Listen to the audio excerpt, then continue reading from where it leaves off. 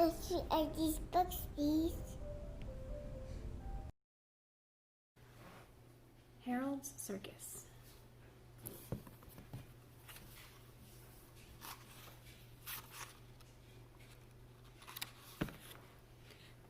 One moonlit evening, mainly to prove to himself he could do it, Harold went for a walk on a tightrope. He made sure the rope was drawn tight and straight so it wouldn't sway. He skipped lightly across it, finding it fun to be a tightrope walker high up above the rest of the circus. He stayed on the rope with the greatest of ease, until he lost his balance. It also is easy to fall off a tightrope. Harold fell, twisting and turning with his purple crayon tight in his hand. By a stroke of luck, a comfortable-looking curve appeared beneath him, and he landed on an elephant's trunk. Quiet trick, he thought, as he rewarded the elephant with a large peanut. Elephants are such tall animals. Harold was still a long way from the ground, so he swung down from the elephant's trunk to the neck of a smaller animal. It was a lovely circus horse, beautifully trained, and Harold easily put him into a brisk trot. Harold rode with no saddle in a splendid exhibition of circus riding. At the finish of his bareback act, he leapt gracefully from the horse. To his embarrassment, he fell and turned a rather ridiculous somersault. Before anyone could laugh at the mishap, Harold pretended he had been clowning.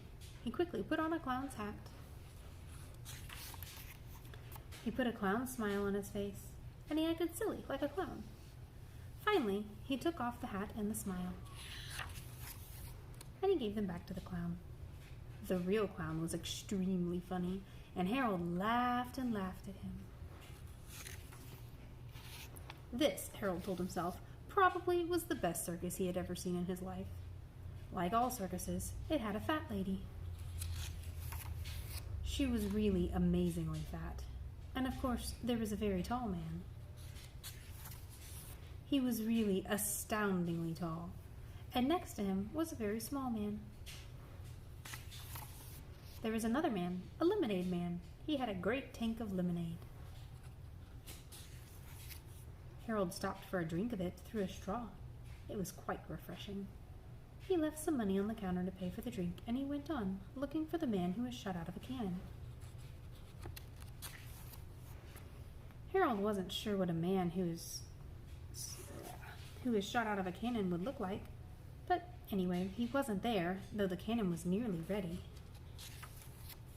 The circus can't wait. There was only one thing to do. The cannon fitted Harold perfectly. He got into it, and he shot out of it. He went up fast. He sailed to the top of the circus where the trapezes are and the flying rings.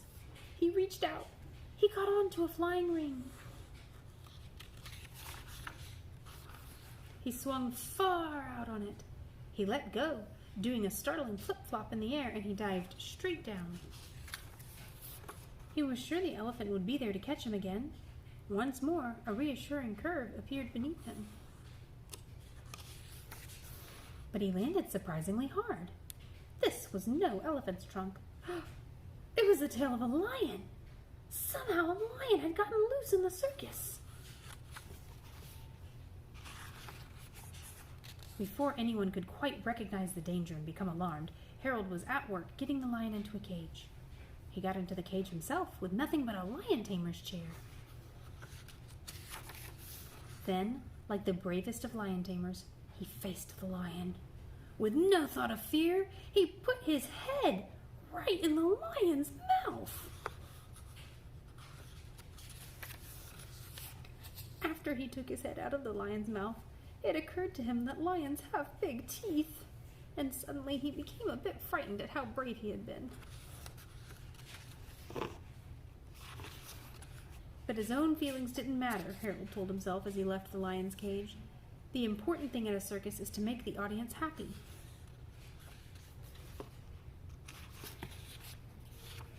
Harold saw that everybody in his audience wore a delighted smile. Naturally, making so many people happy made Harold happy. and he smiled too, as, very modestly, he bowed. The end. I hate the book, Mommy.